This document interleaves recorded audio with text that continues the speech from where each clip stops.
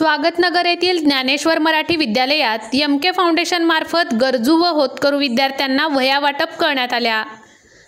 माझ्या शैक्षणिक जीवनात आलेल्या अडचणी लक्षात घेऊन गरीब विद्यार्थ्यांना मदत व्हावी या उद्देशाने कित्येक वर्षापासून अविरतपणे चालू केलेला हा उपक्रम आज खरंच समाज उपयोगी झालेला आहे।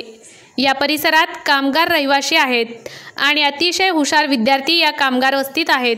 या विद्यार्थ्यांना मदत झाल्यामुळे पालकांकडून आणि गुरुजनांकडून वह्या वाटप उपक्रमाबद्दल आनंद व्यक्त केला जात आहे।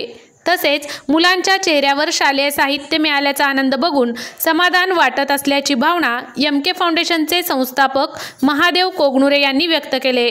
यावेळी त्यांनी मनसोक्तपणे विद्यार्थ्यांशी संवादही साधला।